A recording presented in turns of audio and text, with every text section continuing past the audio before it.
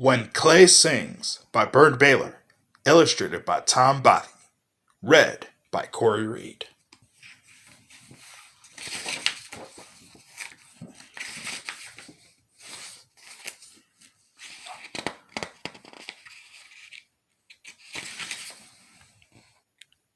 There are desert hillsides where ancient Indian pottery still lies half buried in the sand, and lizards blink other dusty lizards that were painted on those pots 1,000 years ago. Now Indian children make a game of searching for bits of clay. There were once somebody's bowl or a mug or cooking pot or a dipper. Their parents look at what they find and tell them, remember, treat it with respect. It is so old. They say that every piece of clay is a piece of someone's life.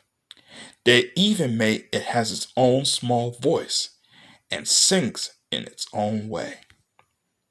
So the children touch the pieces carefully as they kneel there in the hot, dry sand, listening for whatever voice a broken pot might use. A windy voice, a sandy voice, a voice like a far bird's cry. Sometimes, if they look long enough, and if they are lucky enough, they can fit 4 or 5 pieces together, the way you do a jigsaw puzzle. Then suddenly they see a perky wide-eyed bird look up at them, surprised. Maybe the bowl that the bird with the bird was dropped by the same other Indian child was chased a rabbit near these same rocks. Then, when they find the bowl that isn't broken, the children can pretend that they're just eating from it and that they're sitting by some campfire on a deerskin blanket, and it's then, not now, and they speak an older language. But they don't need words to know that there were speckled bugs and spotted bugs and bugs with shiny wings and pinchy bugs and jumpy bugs and bugs that had 1,000 legs that liked to walk through grass. They know the molding of a lump of clay has always been a slow and gentle work.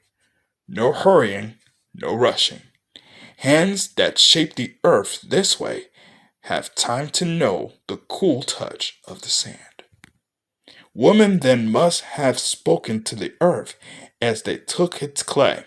They must have sung special songs for shaping the bowl, for polishing it, for baking it so it would be strong enough to last long after that tribe was gone. Once somebody sitting on the ground outside a high, cold cliff house thought, I'll make this bowl as pretty as I can, and she painted it what she liked the most. Stars and moon and sun and whirlwinds. Was the sun shining as she worked? Were her own brown naked children playing near? Was there a skinny dog? Was the smell of cooking in the air? Did a man come back from hunting and shake his head? And on another day, did she paint that hunter too? Sometimes children may have said, but in that other language, Mama, make a bowl with pictures of big animals for me. Big fierce creatures that I'll hunt someday. So she drew mountain lions and wildcats and even a man wrestling a bear. Or is it a bear wrestling a man? The colors are still bright, red as deep as some sandstone cliffs, browns and tans the shade of desert earth, black and white shiny as stones polished by water in high mountain streams. There were 1,000 shapes to draw, horned toads and lizards, butterflies, turtles, and beautiful leaping fish. And deer and mountain goats and antelope they flashed across these canyons. always faster than the boys who knew their trails and followed him among the rocks. They even drew the scariest things they could think of, called them monsters, called them night spirits, called them anything. Children make them up today, and they still have the same scary look in their eyes. Many a child must have eaten rabbit stew for supper out of bowls with rabbits painted on them. Here's a hunted who used a fine long net for catching rabbits, but what rabbit couldn't jump through that hole in the dish? This child was sick, and they called a medicine man to cure him. What magic is he using? What special chants and dances and whispered words and feather wands may have helped the boy get well again? And did medicine made from dry roots and flowers and wild yellow grasses taste like pink medicine taste now?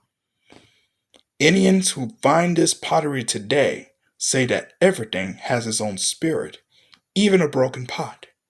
They said they say the clay remembers the hands that made it. Does it remember the cornfields too? And the summer rain? And the ceremonies that held life together? Here are the masks and the costumes and the great dancing figures. Here's the flute player bent low over his song. Songs have to be powerful enough to make rain fall and winds blow and seeds sprout in the dark earth. Songs have to be powerful enough to keep warriors safe and lead the hunter to the deer and make summer always follow winter and hold the sun in its proper path across the sky and keep life moving on from tribe to tribe. They said that even now the wind sometimes finds one of those songs still in the clay and lifts it out and carries it down the canyon and across the hills. It is a small sound and always far away, but they say sometimes they hear it. The end. Still to come on Corey's Bedtime Stories, Mouse's first Halloween, and a recap for The Tonight Show. That's coming up next.